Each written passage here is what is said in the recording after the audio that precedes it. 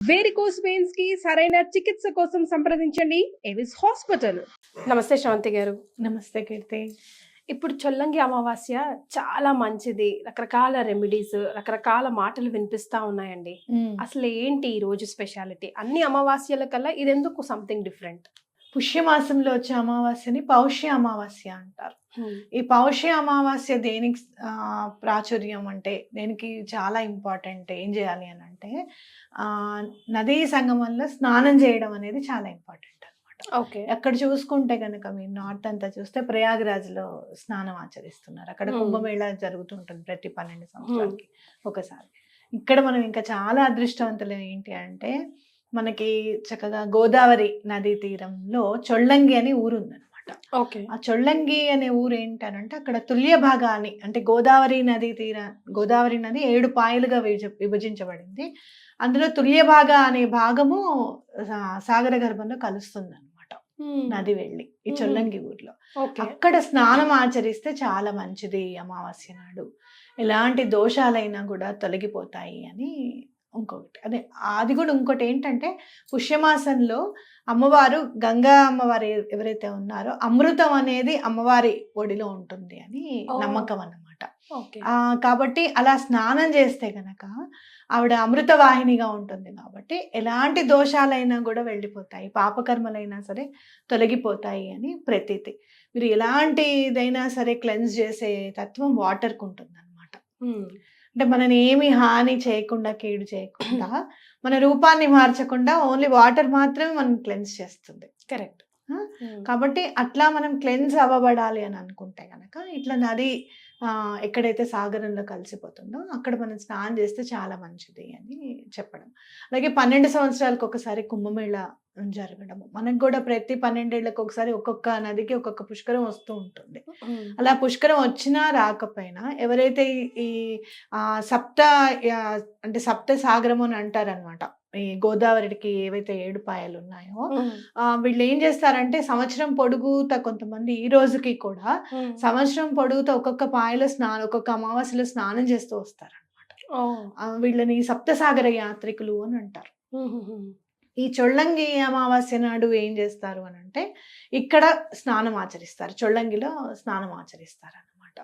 అయితే అంటే పాపాలు పోవడానికి కానివ్వండి, పితృదేవతలు ఏమైనా జాతకాల్లో దోషాలు ఉన్నాయి అని అంటే కూడా అలాంటి దోషాలన్నీ కూడా నివృత్తి చేయబడుతుంది అని ఖచ్చితంగా చెప్పుకోవచ్చు. అలాగే ఈ అమావాస్యనే మౌని అమావాస్య అని కూడా అంటారు అనమాట. అంటే ఇక్కడ మనకు అర్థమైంది ఏంటి అని అంటే, మనం చక్కగా స్నానం చేసిన తర్వాత భగవంతుడి ధ్యానంలో ఉండాలి ఆ రోజు అనేది మనకు అర్థమవుతుంది.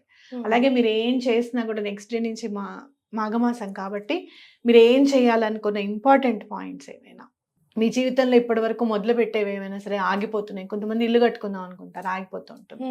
వివాహం చేయాలనుకుంటూ ఉంటారు, మంచి సంబంధం రావట్లేదు. అలాంటి వాటి అన్నిటికీ కూడా ఆ దోషాలన్నీ నివృత్తి అయిపోయి ఈ సంవత్సరం మాకు ఈ కోరిక తీరితే కనుక నెక్స్ట్ వచ్చి మేము చొల్లంగిలో స్నానం ఆచరిస్తాము అని చెప్పి ఒక చెంబులో నీళ్లు తీసుకొని ఆ నీళ్లు చూస్తూ గనక మీరు కోరుకుంటే ఎటువంటి పరిస్థితుల్లోనూ ఆ కోరిక నెరవేరుతుంది. ఓకే.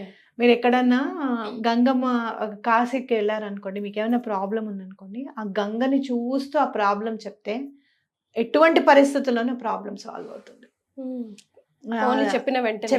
చెప్పిన వెంటనే వితిన్ 1 month లోపల సాల్వ్ అయినవి చాలా ఉన్నాయి. 3-4 daysలో సాల్వ్ అయ్యే ఉన్నాయి.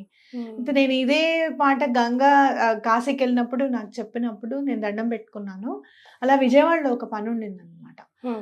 చాలా బాధ పెడుతూ ఉండింది ఆ పని నన్ను. ఈ బిజీ షెడ్యూల్ అయినా సరే మార్నింగ్ వెళ్ళి నైట్ వచ్చి మళ్ళీ నెక్స్ట్ డే మార్నింగ్ వెళ్ళిన సందర్భాలు కూడా ఉన్నాయి.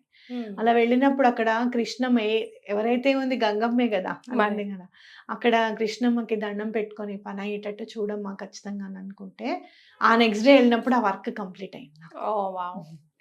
చాలా ఆనందం అనిపించింది అనమాట. అట్లా మనకి ప్రత్యక్షంగా దైవం ఏదన్నా ఉంది కనబడుతున్నాయి అంటే సూర్యచంద్రులు, ఈ నది సముద్ర తీరాలే అన్నమాట.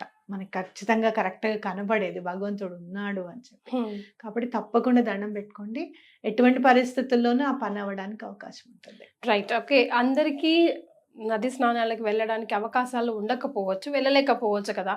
అలాంటి వాళ్ళకి ఏమైనా ప్రత్యామ్నాయ మార్గాలు ఉన్నాయా?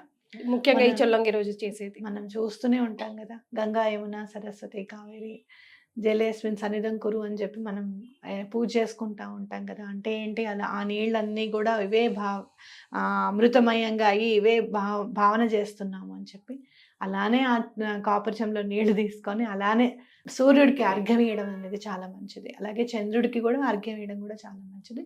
అలానే నీళ్లు తీసుకొని భగవంతుడికి దండం పెట్టుకొని, ఏదైనా కూడా ఎక్కడున్నా గంగమ్మ తల్లే కాబట్టి దండం పెట్టుకొని చేయడం అనేది చాలా ఇంపార్టెంట్. ఈ రోజున ఎవరిని పన్నెత్తి మాట అనకుండా ఉండడం చాలా ఇంపార్టెంట్. తిట్టకుండా ఊరూరికే నోట్ బారేసుకోవడము, వాళ్ళ గురించి గాసిప్స్ చెప్పుకోవడం, ఇవన్నీ కూడా ఈ రోజు నుంచి మేము త్యజిస్తాము. ఆ రోజు ఒక్క రోజని కాదు, ఈ రోజు వాళ్ళ నుంచి త్యజిస్తాం ఇవన్నీ అని చెప్పి. కొంతమందికి మాట్లాడద్దు అనుకుంటూనే ఉంటారు, ఎవరైనా నలుగురు కనపడంగానే స్టార్ట్ అయిపోతాయి అన్నమాట ఇంకా గాసిప్స్. ఇలాంటివన్నీ కూడా త్యజిస్తాము, వాటి జోలికి పోము. అది ఎవరైనా ఏదన్నా గబుక్కున మనకి సజెషన్స్ లో వచ్చినా కూడా యూట్యూబ్ లో కూడా మేము చూడడం అలాంటి గాసిప్స్ అని అనుకోవడం అనేది చాలా ఇంపార్టెంట్. ఎందుకు అనంటే ఆ గాసిప్స్ అనేవి మైండ్ లో ఒకసారి చదవంగానే ఆగిపోవు. ఇదిట ఇలాగుట అని ఇంకొకళ్ళకి చెప్తాం మన ఇంట్లో వాళ్ళకే, అవునా ఏం లేదంటే రాశారు మేము చదివాం అన్నట్టు. అవునా కాదు, మేము విన్నాం, మేము చూసాం వీడియో అని అంటాం. ఏదో మనం నిజంగానే చూసినట్టుగా భావించేస్తాం అన్నమాట.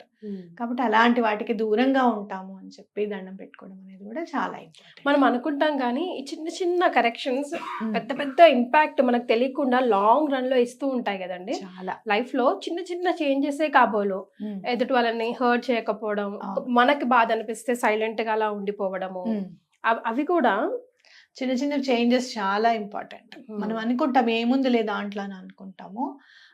నేను చూసాను కొన్ని అంటే కొన్ని అంతకుముందు చిన్న అంటే టైం లేకపోవడం వల్ల, లేకపోతే ఓవర్లుక్ చేయడం వల్ల అలా వెళ్ళిపోతే, అలా కాదు అప్పుడు అలా చేసాం కదా, ఇది ఇలా చేయకుండా ఇలా చేసుకుంటూ వెళ్దాం అని చెప్పి ఒక్కొక్కటి మార్పు చేసుకుంటూ వస్తే, ఒక్కటి మనం ఎంత డిసిప్లైన్డ్గా ఉంటే మన లైఫ్ అంత డిసిప్లైన్ అంత స్ట్రైట్ లైన్లో వెళ్ళిపోతూ ఉంటుంది అనమాట. Correct. Right. Thank you so much అండి. నమస్తే.